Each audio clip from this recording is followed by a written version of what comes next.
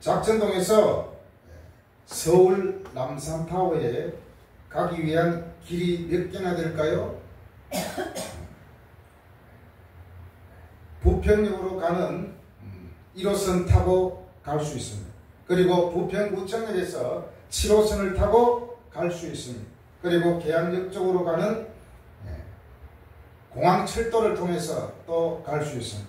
그리고 하나가 더 있습니다. 작전역에서 광역버스를 타고 또 서울로 갈 수 있습니다. 길이 4개가 있습니다. 물론 만들면 더 많겠죠. 시간의 차이만 있지 어떤 곳으로 가든지 서울 남산으로 갈 수 있습니다. 옛날에 이런 말이 있잖아요. 뭐로 가도 서울로 가면 된다. 어떤 방법으로 어떤 길로 가든지 서울로 가면 된다는 그런 말이지 않습니까?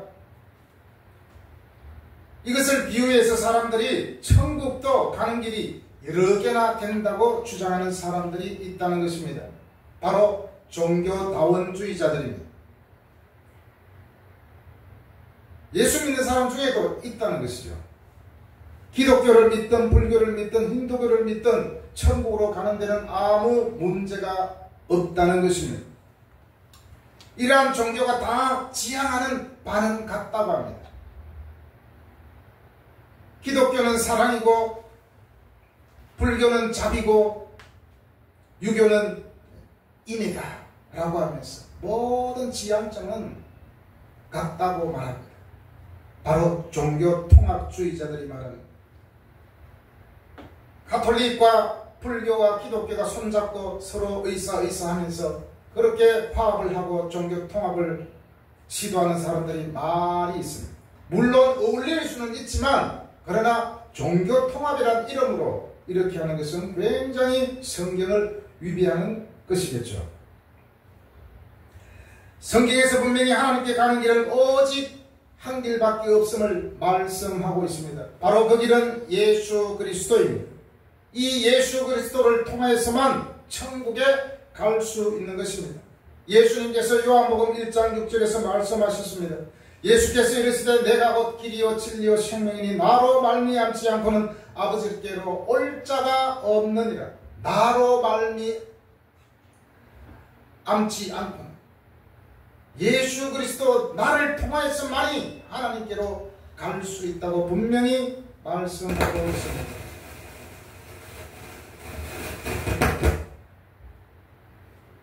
예수님께서 예루살렘의 지도자들과 직접 대면하신 것은 공생의 마지막이었지만 예수님의 제자들은 사역의 초기에 이미 그들과 맞서고 있는 것을 볼 수 있습니다.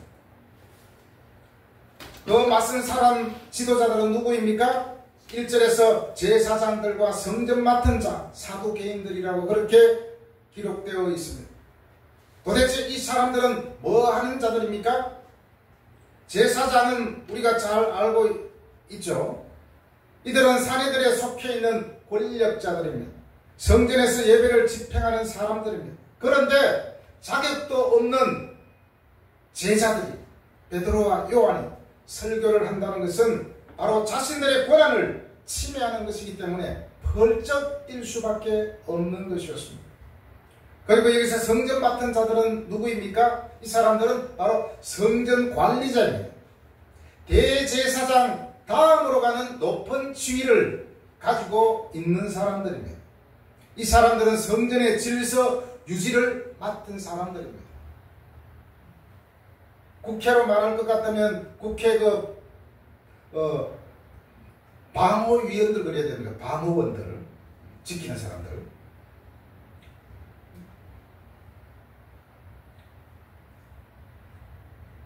오늘 말씀에서는 이 성전 관리자들이 사도들을 잡는 일에 앞장서고 있는 것을 보게 됩니다. 그리고 사두개파는 제사장들이 속해 있는 종파인데 이 사람들은 부활을 믿지 않습니다. 그래서 사도들이 부활을 전파하니까 자신들의 체계가 위험에 빠져 있다는 것을 직감하고 격분을 하게 되는 것입니다. 이 사람들은 제사장 같은 사람들과 공모하여 예수님의 부활에 대한 증거를 은폐하고 사도들에게 입을 틀어막고자 지금 베드로와 요한을 저들 앞에 세웠습니다. 이 종교 지도자들은 사도들이 사람들을 가르친다는 그 사실 자체만으로 격분하고 있습니다. 그들은 이것이 자신들의 고유한 특권이로 생각했기 때문입니다. 그리고 더 나아가 예수님께서 죽은 자 가운데 부활하셨다는 설교 때문에 더욱더 화가 났습니다. 2절에서 예수 안에 죽은 자의 부활이 있다고 백성을 가르치고 전함을 싫어했다라고 기록되어 있습니다. 그래서 어떻게 되었습니까? 그들을 감옥에 가두어 버렸습니다. 물론 날도 어두운 탓도 있었지만 감옥에 가두었습니다. 그 다음 날 이제 날이 밝으면 신문을 하겠죠. 자, 부활을 증거한 예수님의 제자들은 감옥에 갇혀 있었지만, 그런데 설교를 들은 사람 중에 믿는 자가 5,000명이나 되었다라고 4절에서 말씀하고 있습니다. 남자만 5,000명. 남자가 5,000명이라는 것은 여성과 어린아이가 있다는 것입니다. 당시에는 여성과 어린아이는 사람 숫자에 넣어주지도 않았기 때문이죠. 그렇기 때문에 더 많은 인원이 예수를 믿게 되었다라고 볼 수 있습니다. 지도자들은 사도들을 감옥에 가두어 두었지만 설교를 들은 그들이 예수님을 믿는 것을 절대로 막을 수가 없었습니다. 왜냐? 진리이기 때문입니다. 팩트이기 때문입니다. 복음은 능력입니다. 복음은 바로 예수님의 생명이기 때문입니다. 이것을 믿는 자들을 통하여 유럽을 넘어 미국을 건너 복음이 우리나라에도 들어오게 되었습니다. 우리나라에도 처음에 수많은 선교사들이 들어와서 복음을 전하지 않았습니까?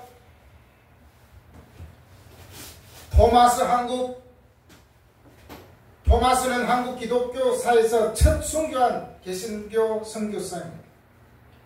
그는 비록 조선 땅에 발도 못 디뎠지만 그가 대동강변에서 죽으면서 성경을 던짐을 통해서 많은 사람들이 예수님을 믿게 되었습니다. 바로 토마스 선교사를 통하여서 조선 땅에 복음의 문이 열리기 시작했다는 것입니다. 토마스 순교 사건은 바로 복음의 문이 열리기 시작한 상징적 사건이 되었습니다. 그로 인해서 곳곳에 복음이 전해지고 계속해서 수많은 선교사들이 동서남북 모든 곳에 파송되어서 복음을 전하고 의료선교, 교육선교 여러 가지 일들을 통해서 복음을 전하기 시작했습니다. 복음은 죽음을 불사하게 했고 복음은 총칼 앞에서도 쓰나미처럼 번져 나갔습니다. 초대교회 때도 예수님의 제자들이 복음 전파와 수많은 그리스도인들이 목숨을 바쳐 지켜내므로 복음이 계속해서 퍼져나가기 시작했습니다. 사실 초대교회 1세기에서 3세기 동안은 기독교는 불법 종교로 간주되었다고 합니다. 로마 사회는 황제 숭배를 중요시했기 때문에 예수만이 주라고 고백하는 기독교인들은 반국가적 행위로 여겨졌습니다. 네로 황제 이후 수차례 조직적인 박해가 일어났습니다.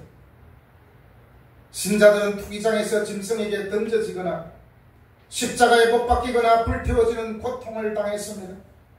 그러나 이러한 극심한 박해에도 불구하고 기독교는 계속 확산되어 나갔습니다. 3세기 말에는 로마 제국 전역에 기독교 공동체가 만들어졌다고 합니다.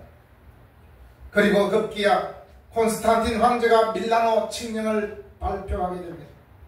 이 밀라노 칙령은 기독교가 정식으로 공인되게 되는 그러한 사건입니다. 그러한 칙령입니다. 밀라노 칙령의 중요 조항은 이렇습니다. 종교의 자유를 보장한다. 모든 사람은 원하는 종교를 믿을 수 있다. 기독교인에 대한 박해를 중지한다. 압수된 모든 교회 재산을 돌려준다. 기독교 신앙을 가진 자를 불이익 없이 받아들인다. 이제 기독교가 공인된 합법적인 종교로 인정된 것입니다. 그래서 로마 제국뿐만 아니라 기독교 역사의 대전환을 가져오게 됩니다. 바로 복음의 능력이 있었기 때문입니다.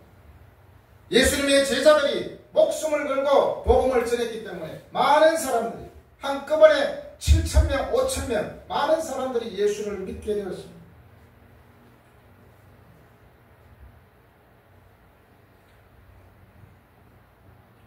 여러 가지로 밀란과 여러 가지 자신들의 체제에 문제가 생길까봐 그 사람들은 베드로와 사도를 가두어 놓고 이제 그 다음날 신문을 하게 됩니다.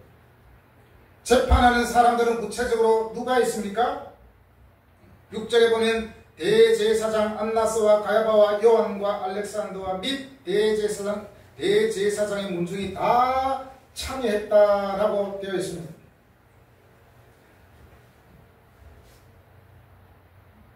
안나스는 여기에서 안나스는 대제사장에서 해임되었습니다. 그렇지만 명예직을 유지하면서 수십 년 동안 권력을 행사하였습니다. 왜냐? 그 옆에 보면 그 다음에 보면 가야바가 있지 않습니까? 가야바는 안나스의 사위, 그리고 요한은 대제사장 요한은 바로 그의 아들이었습니다. 그래서 안나스는 우리나라로 따지면 상황이라 할 수 있습니다. 상황. 이 안나스는 몇 주 전에 예수님을 재판했던 그 사람들을 다시 소집하게 되었습니다. 성령 충만한 사도들과 이제 마주하게 되었습니다. 사도들의 담대함과 기적적인 능력은 그가 부인할 수 없는 팩터였습니다. 너희가 무슨 권세와 누구의 이름으로 이런 일을 행하였느냐? 그의 질문은 그가 예수님을 향해 보였던 것과 같던 적대감을 불러일으키는 질문이었습니다. 베드로와 사도 요한은 앞에서 날 때부터 하반신 마비가 된 장애인을 고친 사건이 있습니다. 바로 무슨 자격으로 이 사람을 고쳤느냐는 것입니다. 사람을 고치는데 자격이 필요합니까? 도대체 자격도 없는 것들이 성전을 소란케 한다고 해서 사도들에게 책임을 묻겠다는 것입니다. 사실 책임을 묻겠다는 것은 자신들의 체제가 위협받을까봐, 밀란이 일어날까봐, 그래서 지금 신문을 하게 되는 거죠. 그때 베드로는 성령 충만하여 자신을 변호하는 것이 아니라 팩트를 통하여 그들에게 강력하게 예수님을 전하게 됩니다. 바로 오늘 말씀은 베드로가 복음의 대적들과 처음으로 맞서는 그런 장면이 있는 말씀입니다. 사도들에게 성령과 분명한 기적은 베드로의 두려움 없는 외침으로 이끌게 되는 것입니다. 그리고 부활에 대한 확신입니다. 부활의 확신이 그들을 담대하게 만들었습니다. 믿음이 그들을 용기 있게 담대하게 복음을 전하는 원동력이죠. 부활에 대한 확신을 가진 자들에게는 죽음조차 더 이상 두려움의 이유가 되지 못했습니다. 자세히 보면 베드로는 담대히 말하지만 그러나 그들에게 아주 정중하게 인사의 말로 시작합니다. 바로 이것은 청중들의 호감을 얻기 위한 지혜로운 행동이라 할 수 있습니다.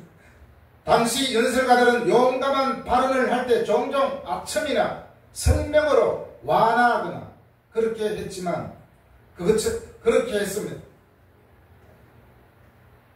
베드로는 최소한의 존중을 표하는 말로 시작하고 있습니다.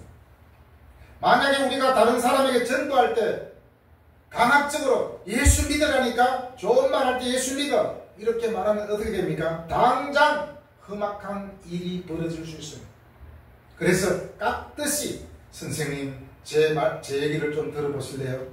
그렇게 하면서 담대하게 전하게 되는 것입니다.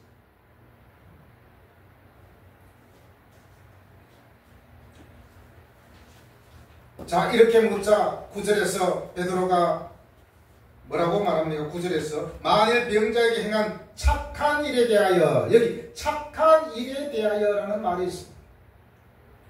이 말은 아니 우리가 착한 일을 한 것도 죄가 되느냐라는 것이죠. 그 착한 일이 무엇입니까? 날 때부터 하반신 장애가 있는 사람을 고친 것을 말하는 것입니다. 이 사람을 고쳤는데 무슨 잘못이 있겠습니까? 우리가 이런 사람을 고쳐주었는데 이게 재판받을 일이냐? 너희들이 우리의 행한 것을 시비 거는데 우리는 예수 그리스도의 이름으로 고쳤다. 이게 무슨 문제가 되냐? 예수 그리스도의 이름으로 고쳤다고 하면서 10절에서 정확하게 예수님이 누구인지 그들에게 다시 언급합니다. 너희와 모든 이스라엘 백성들은 알라. 너희가 십자가에 못 박고 하나님이 죽은 자 가운데서 살리신 나사렛 예수 그리스도의 이름으로 이 사람이 건강하게 너희 앞에 섰느니라. 그들은 착한 일 한 것을 언급했습니다. 여기서 베드로와 사도 요한이 착한 일을 한 것은 단순하게 착한 일을 한 것이 아닙니다. 바로 예수님의 이름으로 착한 일을 했다는 것이죠. 여러분, 아무리 착한 일을 하여도 예수님의 이름으로 하지 않는 것은 하나님의 영광을 드러내지 못합니다. 그리고 아무리 선한 일, 착한 일을 많이 하여도 예수님을 통하지 않고는 천국에 갈 수 없다고 성경에서는 말씀하고 있습니다. 이들의 착한 행동은 예수 그리스도의 이름으로 했기 때문에 가능했던 것입니다. 어린이 찬양 가운데 이런 찬양 가사가 있죠. 마음 착해도 못 가요 하나님 나라, 거듭나면 가는 나라 하나님 나라. 마음 착해도 가지 못하는 그 천국, 바로 예수님을 믿고 거듭난 자만이 갈 수 있는 곳이 하나님의 나라입니다. 그리고 그들만이 하나님의 다스림을 받을 수 있는 것입니다. 여기에는 예수 외에 어떤 종교도 개입할 수 없다는 것입니다. 종교뿐만 아니라 어떤 행위도 어떤 지식도 소용이 없다는 것입니다. 여러분, 아직 절망하고 낙담할 필요가 없습니다. 예수님을 믿고 거듭났다면 하나님께서 분명히 예수님의 이름을 붙잡고 살아간다면, 예수님의 이름으로 선한 삶을 살아간다면 하나님께서 반드시 길을 열어주실 것입니다. 아멘. 여러분, 예수 믿는 사람들은 실패해도 다시 일어날 수 있습니다. 예수님의 제자들은 성령 받기 전에는 많은 믿음의 실패를 했습니다. 그러나 예수님이 부활하신 후에 예수님의 살아계심을 믿고 성령을 받은 후에는 그들은 용감하게 하나님의 말씀을 증거하게 된 것입니다. 오늘도 말씀에서 성령 충만하여 베드로가 자신들을 위협하는 지도자들에게 당당히 맞서서 예수님을 증거하는 것입니다. 여러분, 예수 믿는 사람들은 실패해도 다시 일어날 수 있다는 것입니다. 어떤 절망적인 상황에서도 담대하게 예수님을 전하는 제자들처럼 불꽃처럼 일어나는 여러분이 되시기를 예수님의 이름으로 축복합니다. 아멘. 이제 그리고 11절에서 계속해서 설교합니다. 이 예수는 너희 건축자들의 버린 돌로서 진모퉁이의 머릿돌이 되었느니라. 이 말씀은 시편 118편 22절 말씀을 인용했습니다. 많은 사람들에게 경멸받는 이스라엘을 하나님께서 선택하셔서 하나님께서 자신의 계획을 이루어 나가시겠다고 예고하신 말씀입니다. 이것처럼 여기서 건축자들은 메시아로 오신, 그리스도로 오신 예수님을 배척한 종교 지도자들을 말하는 것입니다. 그들은 제사장이었지만 예수님을 믿지 않았습니다. 예수가 그리스도임을, 예수가 메시아임을 믿지 못했습니다. 그러니까 당연히 박해할 수밖에 없죠. 그런 박해에도 불구하고 복음은 불꽃처럼 번져갔습니다. 이제 그들은 마지막으로 엄청난 말씀을 선포합니다. 12절 말씀 제가 읽어드리겠습니다. 다른 이로서는 구원을 받을 수 없나니 천하 사람 중에 구원을 받을 만한 다른 이름을 우리에게 주신 일이 없음이라 하였더라. 오직 구원을 이루시는 분은 예수 그리스도밖에 없음을 그들 앞에서 당당하게 선포합니다. 바로 너희들이 버린 돌인 예수 그리스도께서 인류의 구원을 위해 부활하셨다. 그들에게 선포합니다. 많은 지도자들이 제자들의 이틀막을 시도했지만 오히려 역공을 당하게 됩니다. 다른 이로서는 구원을 받을 수 없는 천하 사람 중에 구원을 받을 만한 다른 이름을 우리에게 주신 일이 없음이라. 이런 종교 저런 종교 그 어떤 것이 아니라 오직 예수 그리스도만이 유일한 길임을 밝히는 것입니다. 부평으로 가든 부평구청역으로 가든 계양역에서 공항철도를 가든 서울로 갈 수 있습니다. 그러나 구원의 길은 오직 예수 그리스도밖에 없음을 여러분들도 확신하시기를 바랍니다. 아멘. 오직 예수 그리스도만이 우리가 살 길이고 예수님만이 구원의 길, 진리의 길임을 확신하시기를 바랍니다. 서울 남산은 어떤 길로 가든지 갈 수 있지만 구원의 길, 천국 가는 길은 오직 예수 그리스도밖에 없음을 오늘 베드로 사도는 강력하게 선포하고 있습니다. 베드로가 선포한 이 말씀은 단순한 신학적 진술이 아닙니다. 세상 권력과 종교 권세 앞에서 예수님을 유일한 구원의 이름으로 선포한 담대한 고백입니다. 이들이 이렇게 담대하게 선포할 수 있었던 이유는 성령 충만한 결과로 선포할 수 있었습니다. 천하 사람 중에라는 말은 모든 민족과 사람을 포함합니다. 다시 말하면 이 구원의 길은 배타적이지만 동시에 모든 사람에게 열려있는 길이라고 말씀하는 것입니다. 많은 사람들은 이렇게 말합니다. 기독교는 굉장히 배타적이다. 이렇게 말합니다. 왜냐? 진리이기 때문에 배타적일 수밖에 없습니다. 그러나 모든 사람들에게 열려있는 구원의 길이 바로 예수 그리스도임을 우리는 알아야 합니다. 하나님은 예수 안에서 모든 인류에게 구원의 문을 여셨습니다. 이 복음은 유대인만이 아니라 헬라인도 한국인도 누구에게나 주어진 선물입니다. 단 예수 그리스도를 믿는 자예요. 예수 그리스도는 하늘 아래 모든 사람에게 주신 이름입니다. 예수 그리스도 그 이름이 능력이 있습니다. 그래서 우리는 예수 그리스도 이름을 고백하고 불러야 됩니다. 예수 그리스도는 하늘 아래 모든 사람에게 주신 이름이다 라고 하는 것은 어디에 있든 누구든 예수의 이름을 부르면 구원받을 수 있다는 것입니다. 로마서 10장 13절에서 말씀합니다. 누구든지 주의 이름을 부르는 자는 구원을 받으리라. 그런데 누구든지 주의 이름을 부르는 자는 구원을 받지만 누구든지 주의 이름을 부르지 않습니다. 주의 이름을 부른다는 것은 이미 이 사람에게 믿음이 있다는 것입니다. 지난번에도 말씀드렸죠. 예수 믿는 사람은 일요일을 주일이라고 말한다. 앞으로 여러분도 일요일을 꼭 주일로 그렇게 사용하시기 바랍니다. 여러분 다 잊어버려도 오늘 12절 말씀을 꼭 붙드시기를 바랍니다. 여러분의 삶이 어떻게 될 것인지를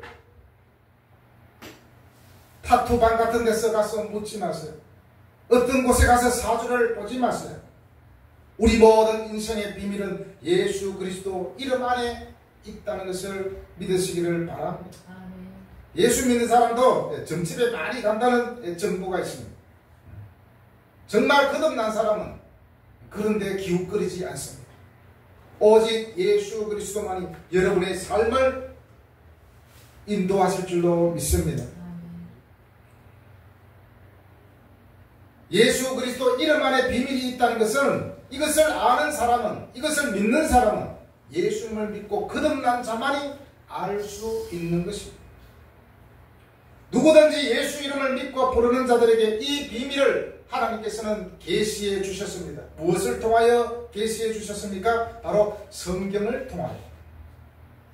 오직 예수 그리스도만이 여러분의 인생의 참된 길임을 믿고 고백하고 확신하며 살아가는 여러분이 되시기를 예수님의 이름으로 축복합니다. 아멘. 기도하겠습니다. 아버지 하나님 참으로 감사합니다. 유일한 구원의 길이신